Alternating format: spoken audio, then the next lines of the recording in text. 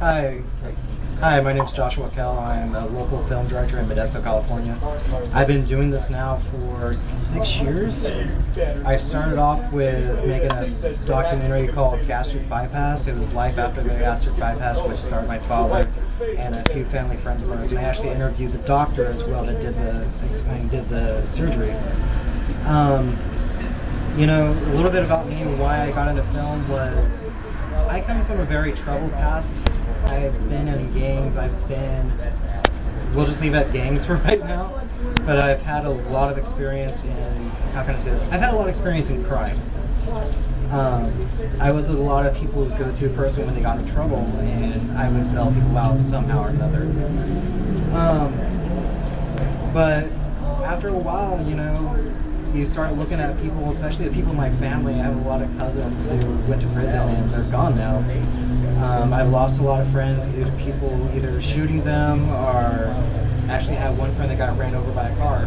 And the only thing he did was told on this guy's brother, and that was it. So after seeing all these things and hearing all these stories and just life experiences, I decided to clean up my act. But when I was 15, I was told that I had a very, very extremely creative mind, and I was able to bring stories to life, and I was able to do things. So I started writing, and I started keeping journals, which I will never show anybody ever in my life. But I started writing, and I would start making these stories and just different things like that. And then I created this story called Cat in the Alley, and it got published. It got published in the New York Times, it got published all over the place, and I started liking it. I started liking the attention, the publicity that all came along with it. So I started writing music, and I started playing for my dad's band. I was their drummer, and I'd write all the songs for the band. And it just one step led me to another step, and then I started writing scripts. And then I thought, you know, if I could write the scripts, why not shoot the scripts?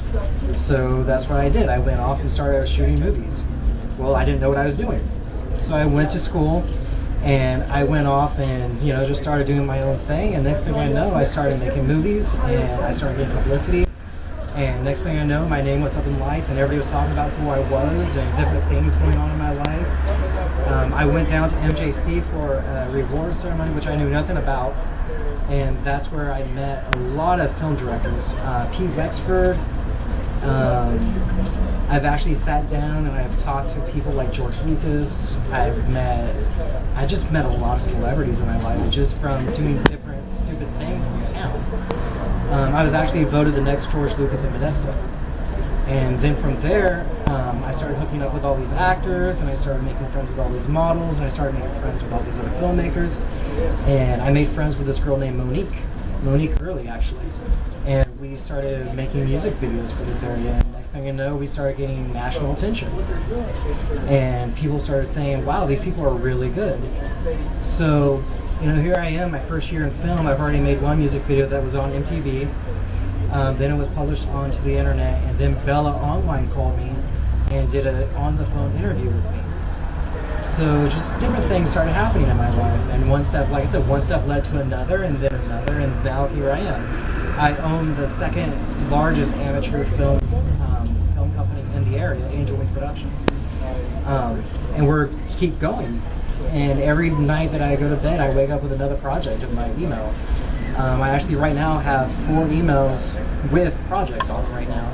I have one documentary movie that wants to be made. I have one feature film movie that wants to be made. I have a music video that's wanting to be made right now. So, you know, I have a lot of things on my to-do list right now, so it's really working out for me. But yeah, you know, my life, it's always been really hectic. It's always been, I don't know. I'm starting to adjust, I'll put it this way. I'm starting to adjust from a life where money was simple to get. For me, walking out my door, I could walk next door and grab $500,000 and not worry about it. To now where I stopped doing a lot of things I was doing, because I used to sell drugs. I used to, let's just say I used to do a lot of bad things, and that was my main source of income. You know, it was nothing for me to go down to the Fat Cat and buy the bar for the night. And just whoever wanted anything, you know, they could have anything, and pretty much whatever I wanted, I could get as well. And that was the life I had. I had almost a glamorous life. Just nobody knew how I was making the money, but I was making it. The one thing that did happen to me this year, though, and I almost called it quits, was in the start of the year, I was engaged to a girl. And I thought that this was the girl of my dreams. I thought this was my soulmate. And I took the breakup from me and her really bad. We broke up because she had 4 kids, and the father of the 4 children came back into their life and told her that she changed and that he changed, and she went back to him. Well, 3 months into that relationship of going back, she found out nobody changes. Every guy in this world has told the line, "Oh, I've changed, I've changed, I've changed," but 3 to 6 months into that relationship, they always go back to the beginning. It never fails. I heard the statement. Cheetah could always polish their spots, but sooner or later it's going to get dirty again. And all my friends was telling her this, and everything was going on. So after that happened, the creative part of me kind of started to die. So when that creative part started to die, I kind of lost it. And then later on this year, I actually met a girl named Kyla. And she's actually right over there. And we started talking, and then we started dating. And I noticed the creativity started to come back in my life. And I started noticing little things happening, and my life started getting better. Things started happening a little bit more here and there. And I started getting like recharged, I guess would be the word.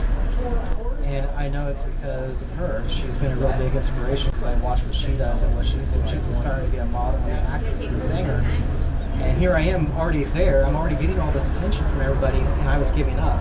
So watching somebody trying to get to that point and then seeing where I'm at, it kind of inspired me to get back on track.